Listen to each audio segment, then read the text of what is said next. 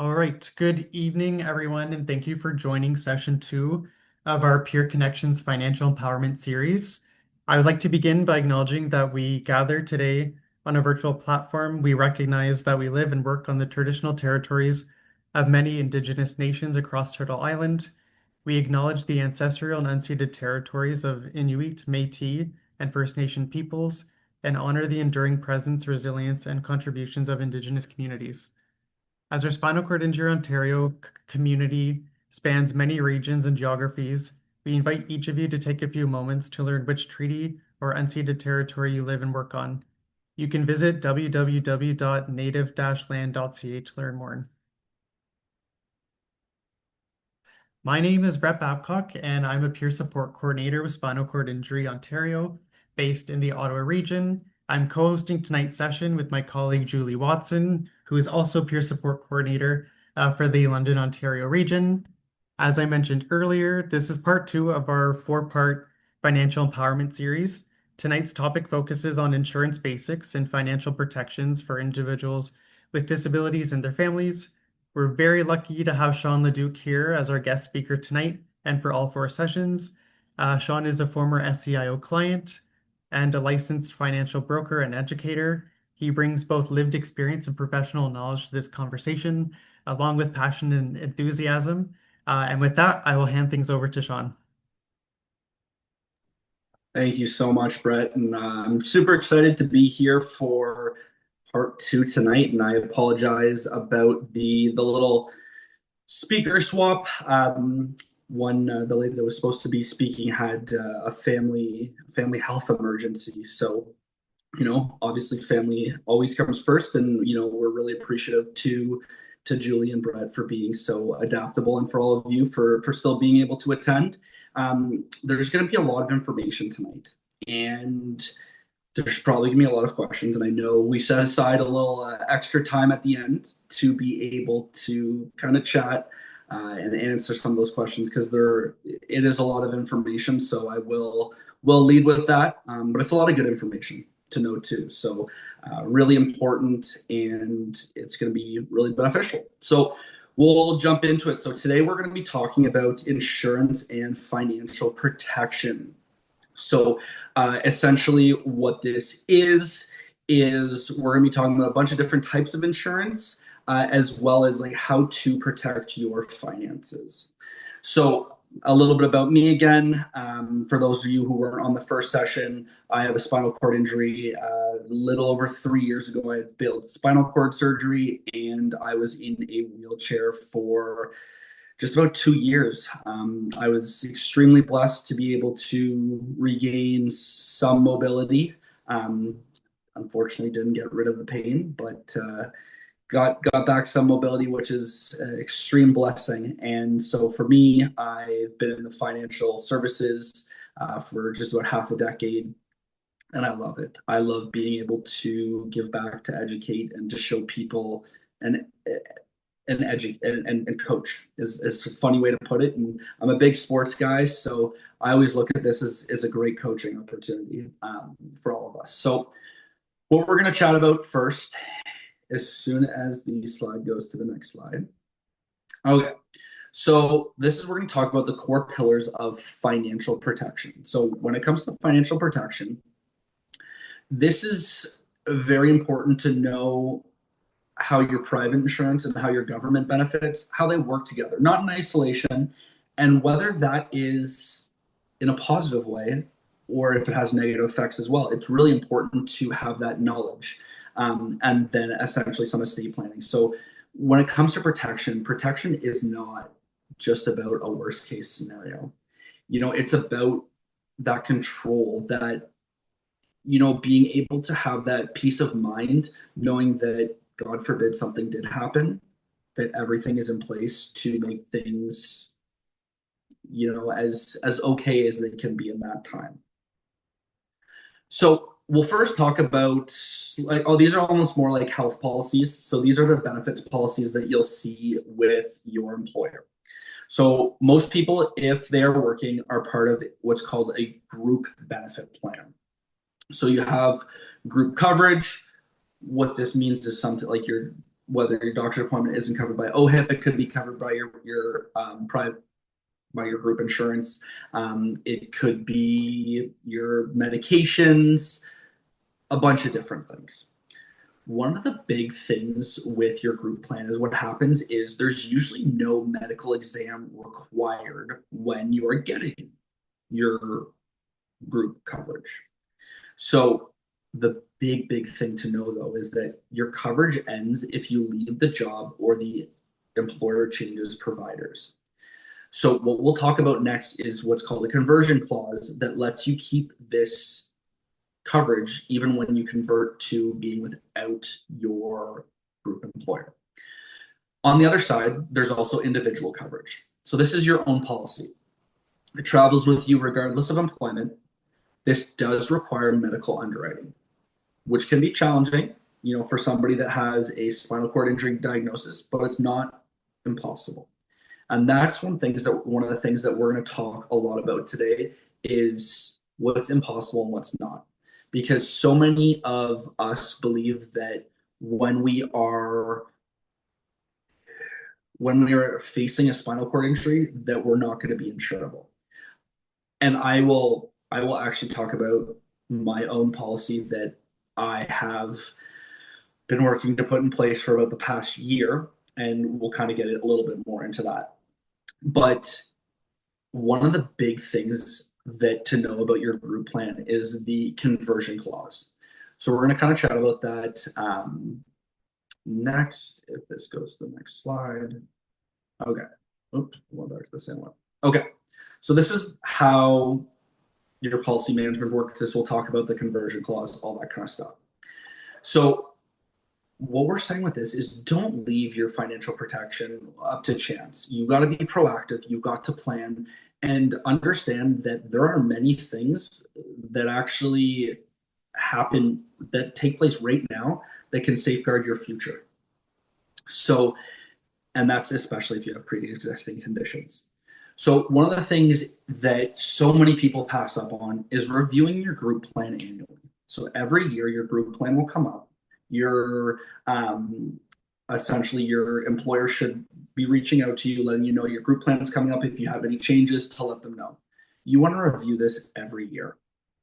There could be years that there's going to be more medical stuff coming up. So you actually want to increase your plan. Maybe you're paying a little bit more off your paycheck, all that kind of stuff.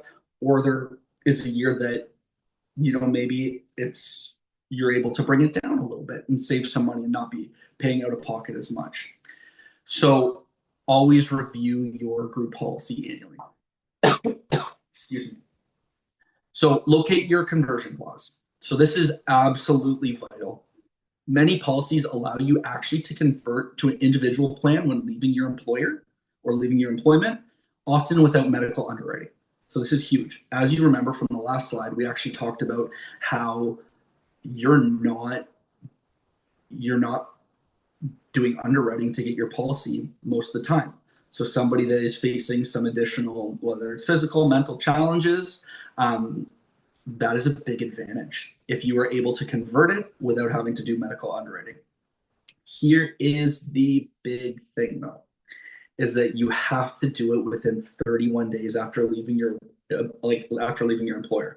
If you miss this deadline, you could be losing crucial protection, especially with your pre-existing conditions. So essentially what that means is you leave and you didn't act within 31 days. Now you have no coverage. And if you were to go and get an individual plan yourself, then at that point you would have to go through a medical questionnaire. Could make it more expensive, there could be denials, all that kind of stuff. And the last one is to contact an independent broker. So many times if we're having our group plan with our work, we're about to leave our work, we don't know what to do, we don't know who to talk to, all that kind of stuff, reach out to a broker. This is what brokers specialize in. This is what we do for our career. And so utilize us. Sit down, ask us to help you out, and we're here to run through quotes. There could be something that says, hey, many times I've sat down with clients and say, you know what, you got to convert that over. You've got 28 days in, you have 3 days left, convert this over, you'll have no medical, it's best for you. Was there any benefit in that to me? Yes, because I got to help them and it's what's best for the client. So, which is awesome. So next, when it decides to go. All right. So we'll talk about some insurance basics. So when we talk about insurance, when we're talking about health insurance more, and this is not your group plans, your individual policies. This is not for your medications or catheters or anything like that.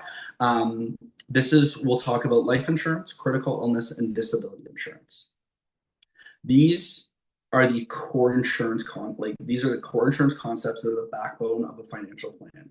Understanding each one of these components will help you realize where you have gaps and where the opportunities still exist. One of the big things that we talked about is so many of you will be sitting here and be like, Sean, that's impossible. I cannot get it because of my health condition. I've tried. I cannot get life insurance. I can almost guarantee you that you can, which is pretty cool. And there's a lot of different life insurance. I know I went to bat, when my spinal cord injury, my failed surgery happened, I kind of went to bat to be able to have protection for people with disabilities, more protections for people with disabilities. They had a little bit, but how do we grow our coverage for people with disabilities without essentially making us break the bank, if that makes sense? Because a lot of us, whether we're on ODSP, whether we're on subsidy, our incomes aren't as great as maybe they once were. Who knows? There's so many different scenarios that are going on. But the nice part is that you can get all of these even with a spinal cord injury. So what life insurance is essentially life insurance is a payout, a tax-free payout that does not go to probate, that actually skips probate. So if you have a $100,000 life insurance policy, your family member, whoever is the beneficiary, will receive $100,000. They won't receive $60,000 because the government took 40%. No, they will receive $100,000. With life insurance, we'll chat about how underwriting, it really differs depending on your existing conditions, but options remain available. Like I said, almost everybody can get life insurance, which is really cool. What critical illness is critical illness is a lump sum payout upon diagnosis. So there's about 25 different diseases, diagnoses that you can get if you have a heart attack, stroke, cancer. There's 25 different of them, and if you are wondering what they are, let me know. I can find them out for you. Some companies have a couple that differ from others, but it's pretty general. So if you had a $25,000 critical illness policy and you were to be, God forbid, you were to be diagnosed with cancer, you would actually submit the doctor's diagnosis to your critical illness provider, and you would be getting $25,000 in cash. So what this does for a lot of people is that if people are working, and let's say for myself, if I was to be diagnosed with cancer right now, I'm not going to be able to provide for my family if I'm going through intense treatments, fighting for my life, all that kind of stuff. I'm not going to be able to work the hours that I do, or if work at all. How would I still be able to provide for my family? With a critical illness policy, this is something that would help, kind of cover that a little bit. Then a disability insurance. So this is your paycheck protection.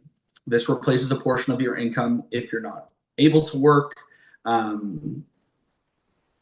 Some people would say this is the most critical coverage overall. That depends on the person. I'm a big believer in life insurance. I think critical illness, and we'll talk about how disability insurance is you're actually still able to get disability insurance even with a spinal cord injury. Okay, so life insurance. So navigating your options. So when it comes to life insurance, essentially there's three options. So your first one is called traditional underwriting. This is best for somebody that is young.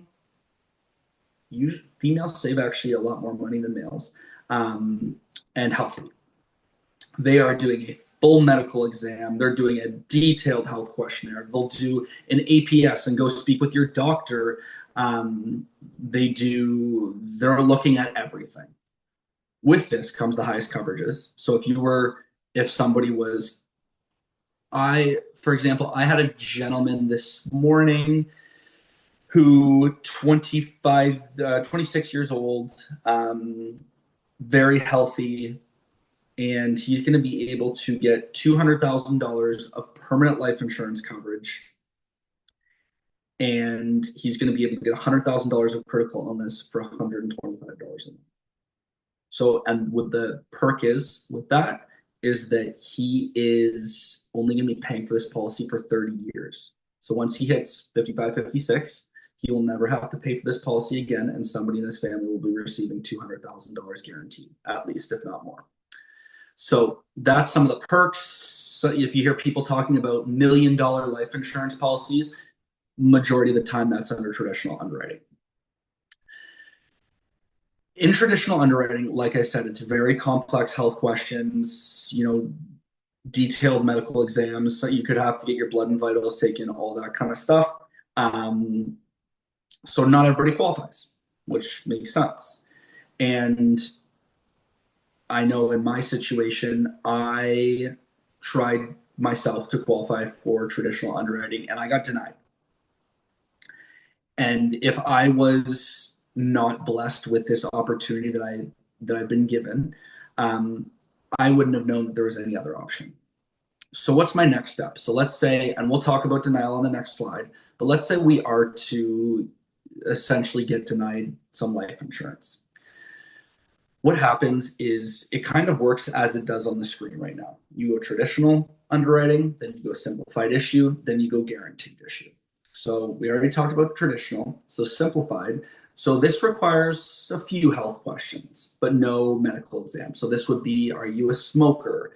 Have you had a heart attack? Have you had cancer? Some stuff along those lines. Approval is much faster. And as we go down this list, premiums increase, and coverage limits are a little bit generally lower because people in a simplified issue are at higher risk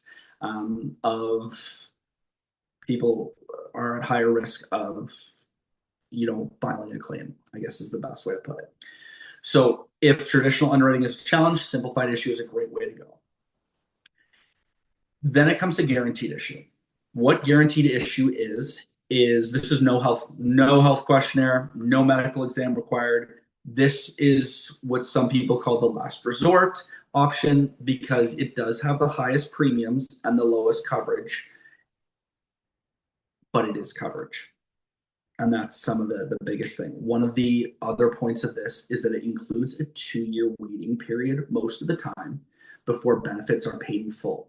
So why this is so important to know is that guaranteed issue can be gotten by anybody pretty much at any time.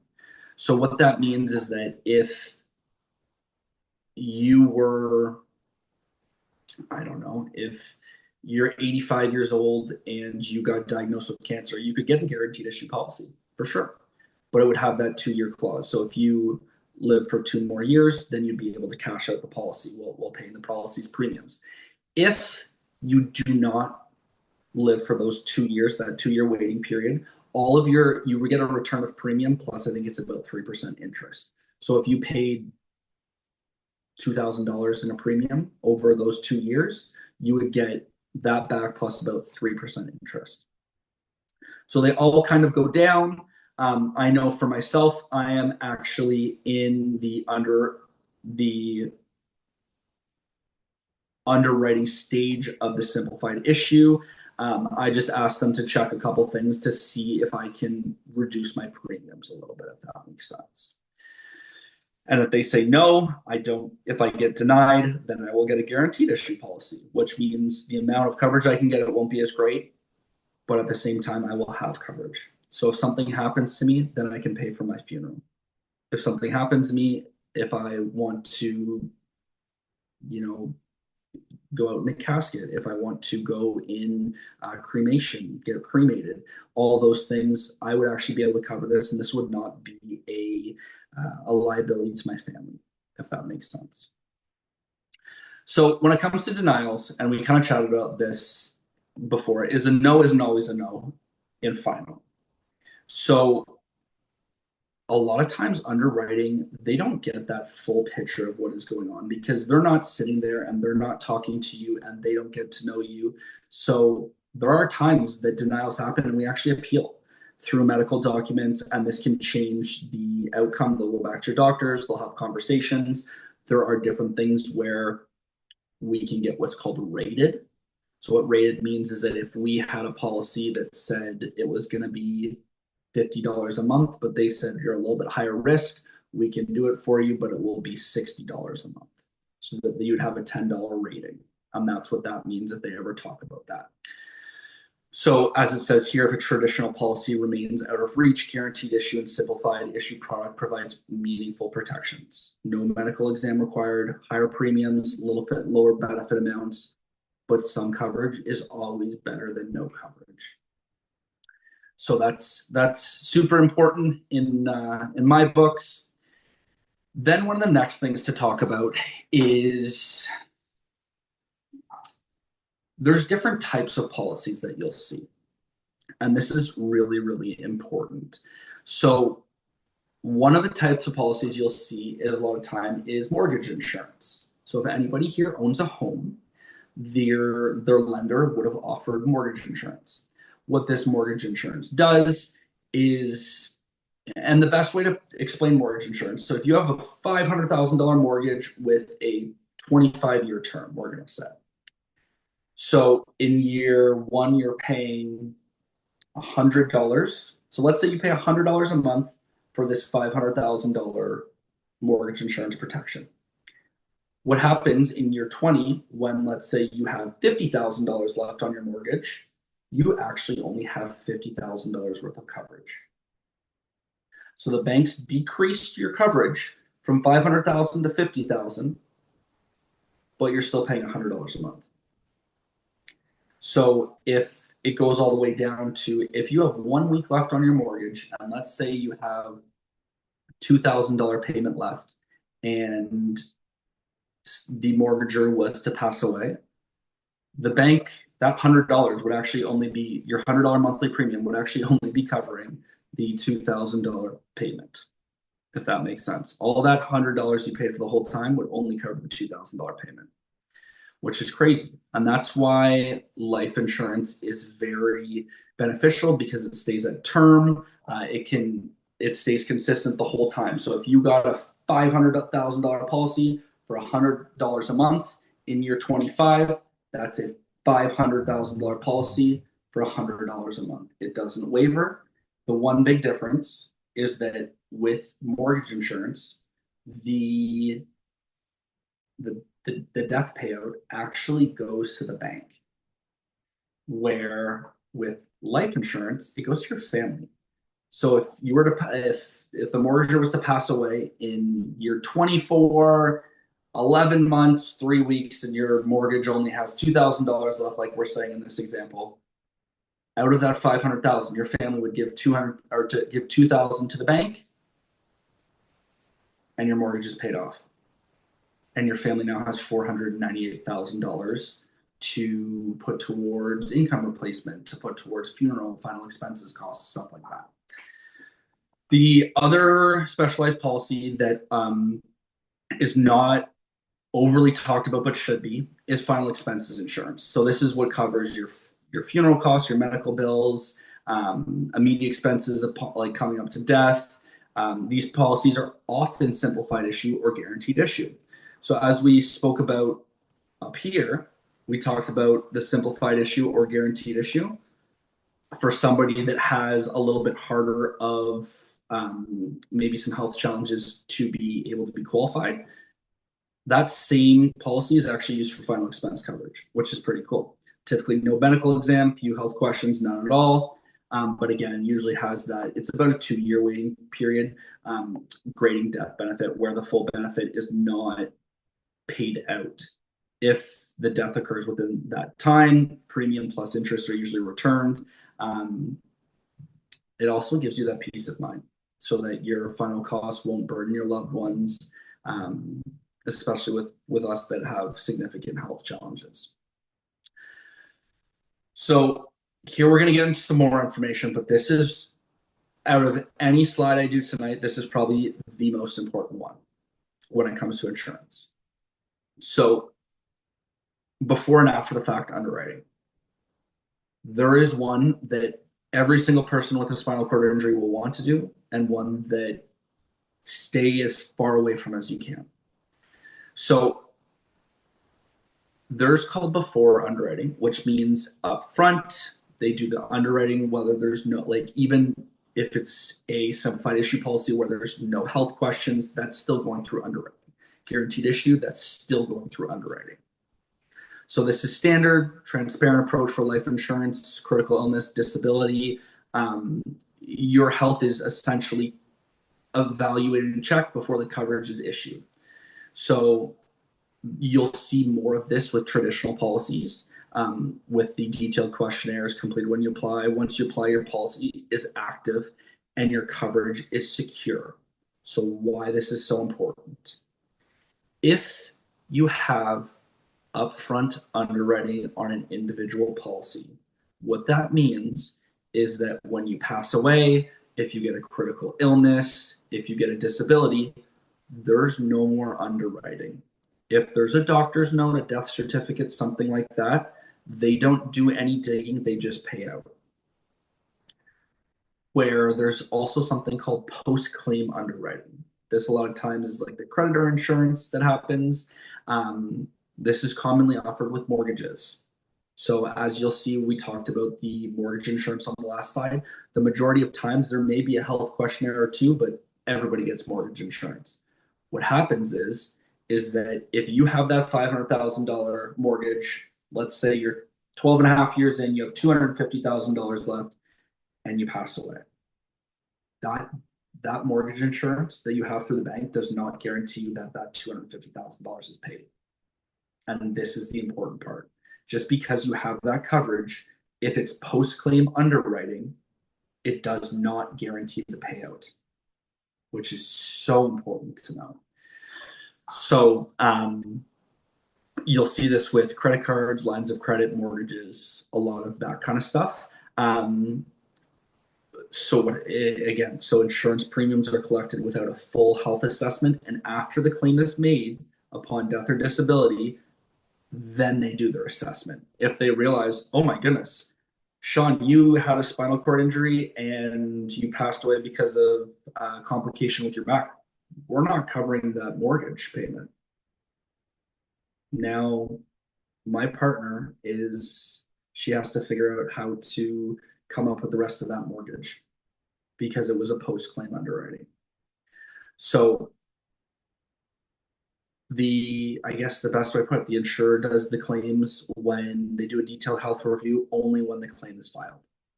So the denial percentage is so high for post-claim underwriting that it's actually something that is trying to get changed because there's such bad taste in people's mouth, bad reviews, all this kind of stuff that's going up in court. Because the post-claim underwriting denials are almost the exact same as the payouts from the upfront underwriting payout percentage. So if it's 95% payout percentage, we're looking at like 95% denial on post claims, which is crazy. So just please protect yourself. Just always know what underwriting process you're looking at before you purchase a policy to ensure that essentially it meets your specific needs and it provides you the proper protection. We'll chat a little bit about critical illness. So we're going to go for, I think, I'm going to try to get this done in the next 10 minutes so we have time for questions. But critical illness for people with spinal cord injuries. So critical illness, what it does, like we talked about, it's a lump sum. If you're diagnosed with a covered major illness, for individuals with spinal cord injuries, it can often offer massive financial support beyond standard health and disability coverage.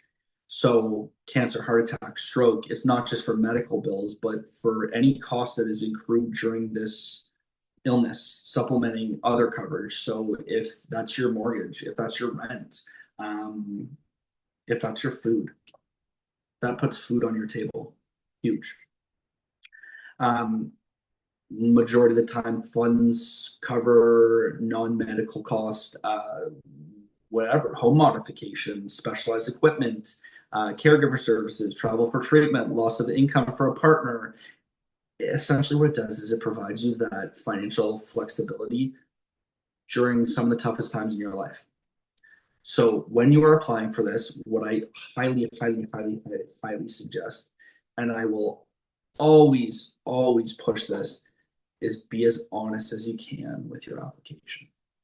The last thing you want is for us to apply and we don't put that we have a spinal cord injury, and then they were to find out that we have a spinal cord injury throughout the policy, we lose our policy. Worst case would be after the policy's over. That would just be tragic, right? So be as honest as you can. Um, expect it to be a process. This is not something that you decide today and it's done tomorrow. Not at all. It's going to be a process, but it's one that's really beneficial. So, there could be potential exclusions. So if part of if you've had a stroke before, a lot of times you won't have coverage for a stroke again, if that makes sense. And if you have pre-existing conditions, that kind of stuff is usually not covered. It's designed to cover unexpected new illnesses, if that makes sense, and offering a safety net for the health challenges that may arise independently of your existing spinal cord injury. Then there's disability insurance. So essentially, this provides income replacement for a new injury or new illness. Let me just put it this way. We can't, unfortunately, apply for disability insurance for our spinal cord injuries now, which would kind of be nice, but unfortunately, it doesn't work like that. So if it prevents you from working, it does not typically, like I said, cover your existing spinal cord injury, but rather protects against unexpected disabilities that could arise later.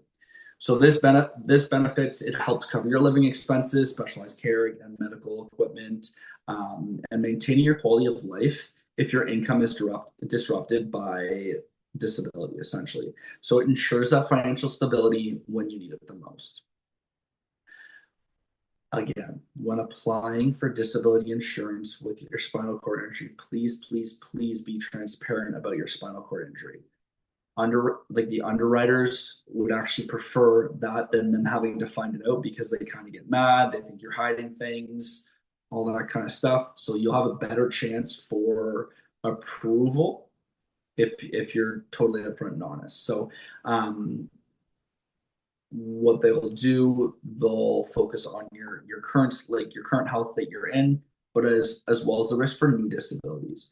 One of the crucial terms that I wanted to mention is the own occupation. This is best for people that have specialized roles, and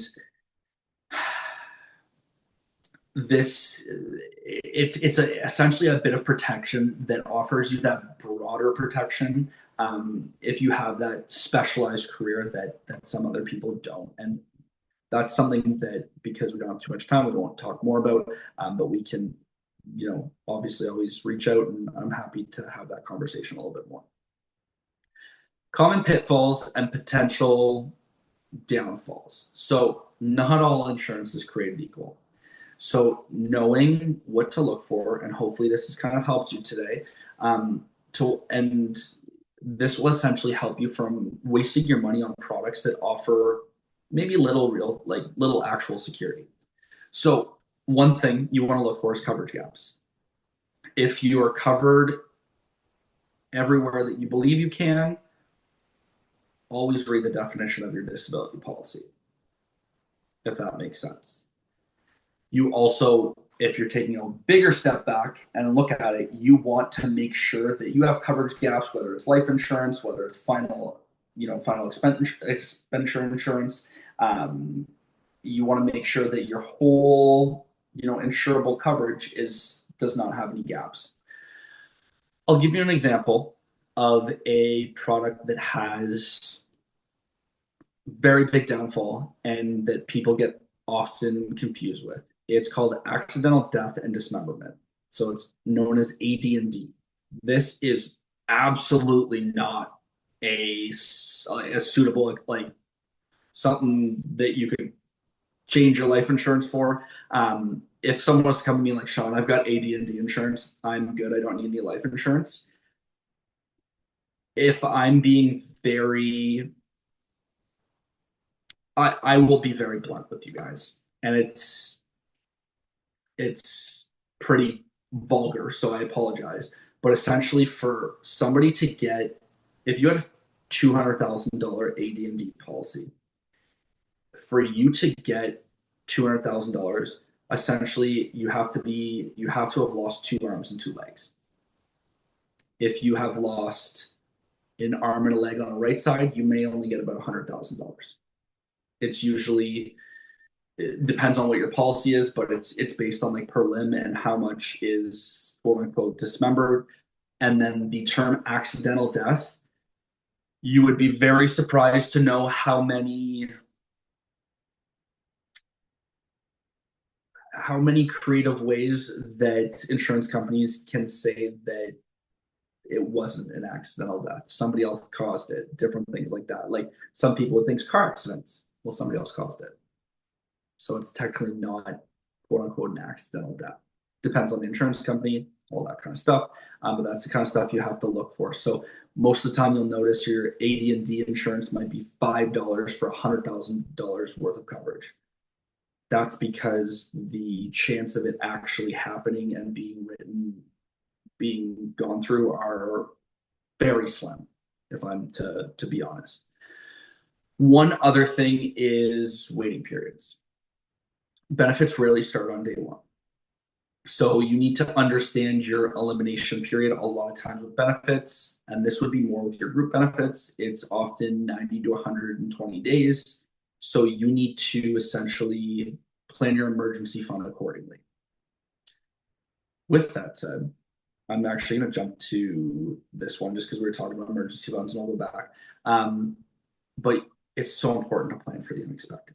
So financial empowerment is about control over your finances and stuff in your life that you actually can control.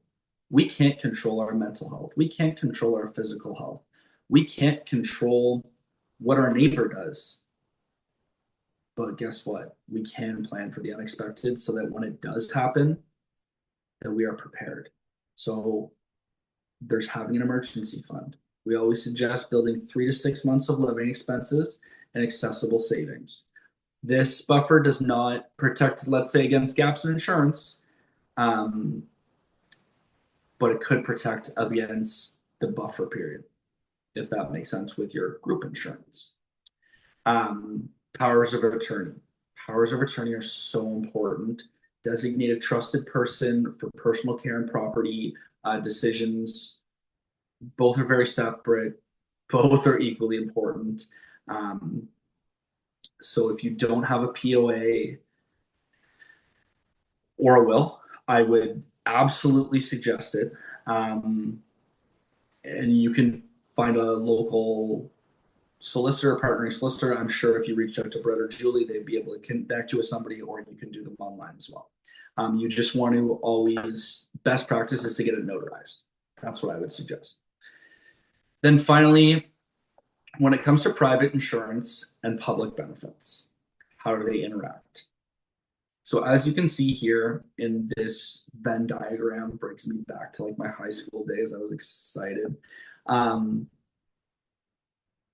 of the things that's important to know is that so many private plans include offset clauses. What that means, if you make CPP disability of $1,000 a month, your private insurer may reduce the payments by the same amount, knowing that the advance prevents, surprises to them, all that kind of stuff. One of the big things for insurances, if you are receiving a lump sum insurance payout, this can affect your ODSP limits, ODSP eligibility. So proper structuring is important. So you want to make sure, even if it's disability insurance, if you are receiving disability insurance and ODSP, and your disability insurance puts you over the threshold for ODSP. If you're getting CPP disability as well, they could negate from each other. And that's where having an RDSP, the registered disability savings plans that we talked about last weekend, is a really powerful tool in helping you kind of shelter your assets, and preserving all that eligibility, if that makes sense. If it's a larger payout, there's Henson trusts, all that kind of stuff that we can definitely chat about more. We might be talking about it a little bit more in one of the later series. I'd have to double check, but so we're going to talk about this. And then this is the last part, but this is a very important part. So this is building your protection plan. Let me tell you something. If I'm building a protection plan for myself, it's going to look very different than if I was building a protection plan for Julie, or if I was building a protection plan for Brett. They would all look very different because each one is so unique. So what you need to do is you need to review your coverage. You need to see what coverage you have currently, if any, and if not, what coverage would be beneficial. What gaps are you seeing? Then you consult a strategist. So reach out to a broker and kind of see what they're thinking, because you could be thinking, I think disability insurance is the best for me, and they're like, actually critical illness is more what you're looking for. So, and then the last thing is build that protection team. Find people that are in your corner.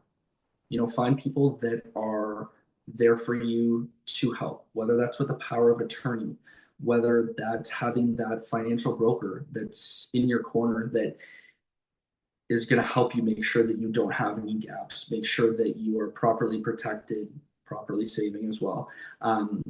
But have those emergency funds, have all that kind of stuff is really important.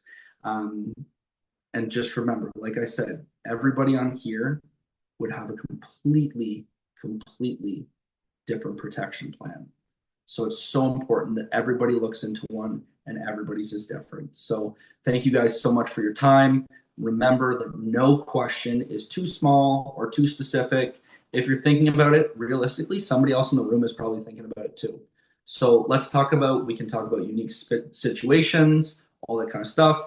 My contact information is below if you have any questions that range from, after the presentation's over, anything like that. Just reach out. I am happy to help and support in any way that I can. So I will open up the floor to Brett and Julie to hopefully we got some questions.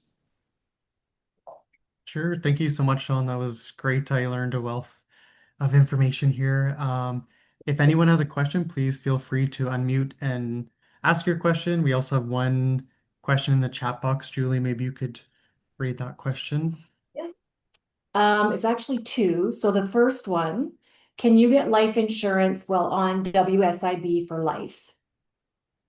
Yes, you can, absolutely, which is really cool. So great question, because some people would wonder, and that's one of those things that WSIB, ODSP, CPP disability, it doesn't matter what you are receiving. It's more of a health situation.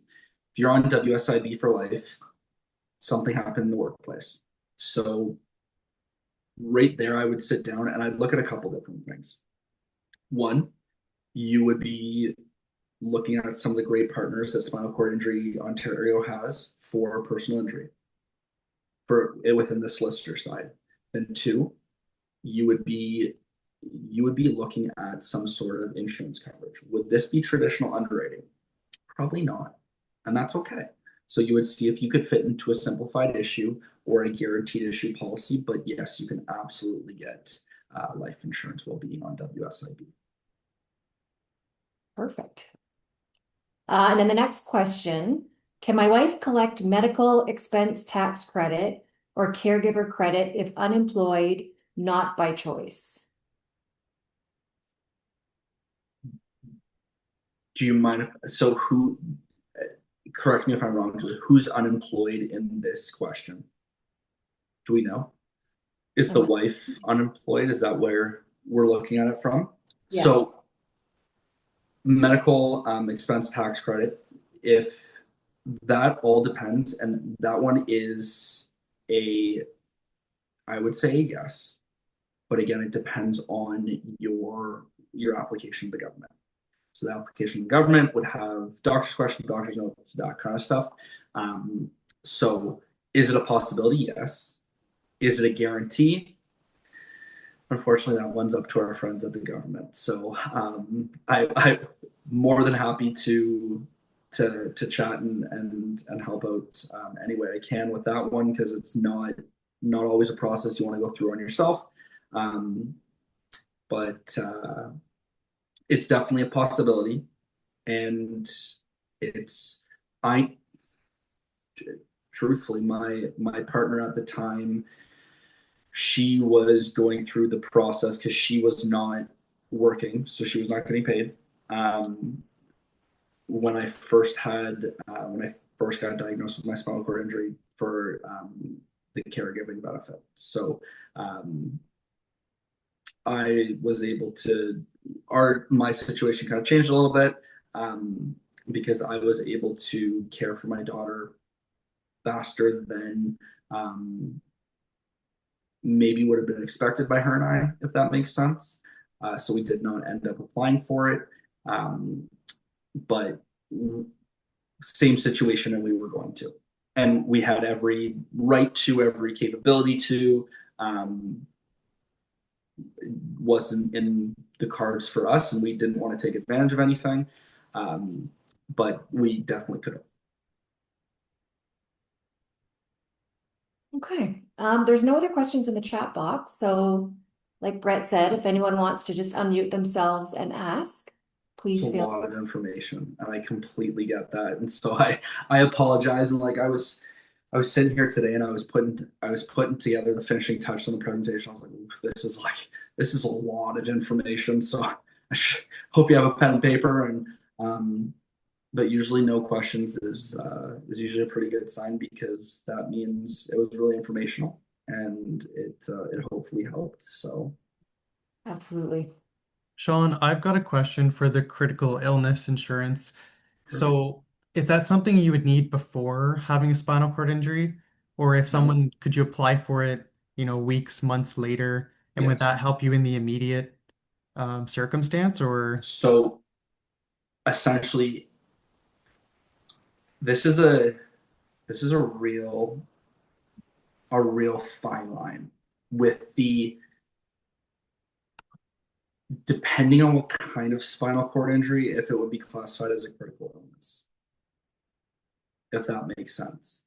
So my spinal cord injury was not a critical illness. It was a physical,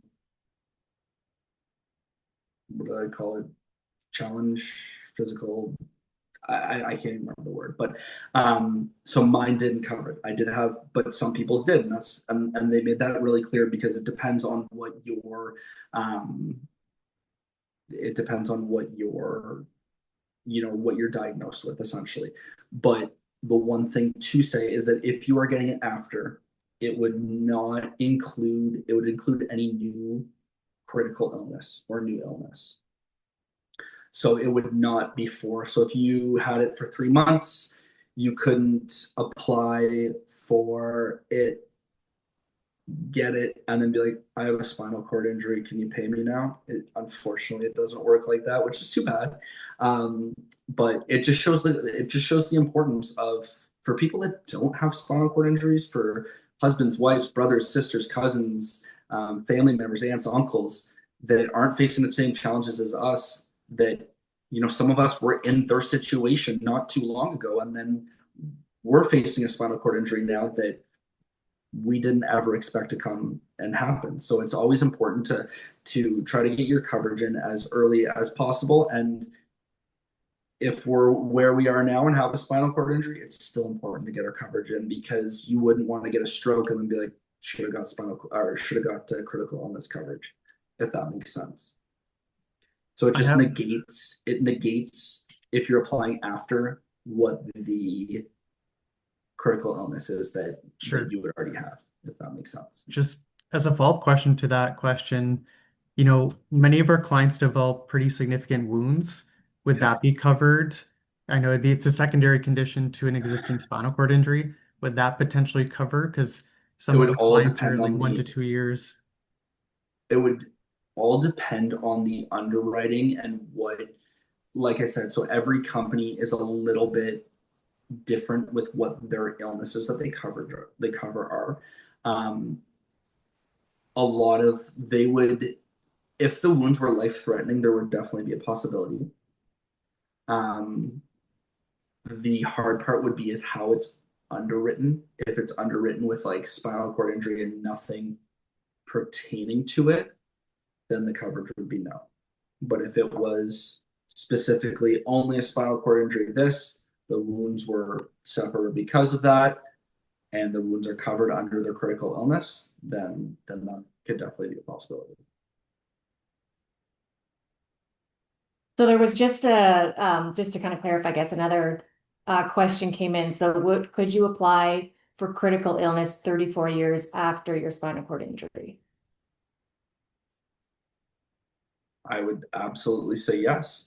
Um, Critical illness is depends on the company, but I would say you could like some companies you can only apply to 65, some companies you can apply until 75, but 34 years later, absolutely. It would be very, see, you're under like we talked about, completely different situation because your underwriting would be very different than somebody that recently had it. So your conditions where if you were to get um, a wound that Brett was talking about 34 years later, for you, it might be very possible that it would be covered.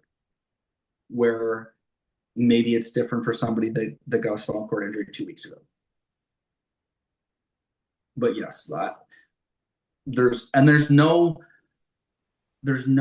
harm in never applying. And I'm a big believer in that too, is like somebody who like, I just won't get it, so I won't even apply.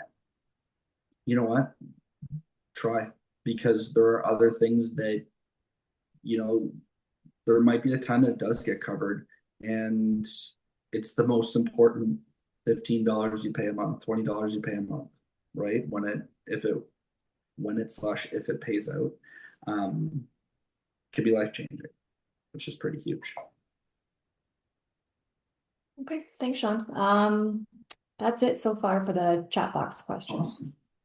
Awesome. So next week, we're going to be chatting about a lot about ODSP, and we're going to have a local to me, but I understand everybody else it might not be local solicitor expert that is going to come and speak in regards to ODSP, some of the tips and tricks when applying, how it works.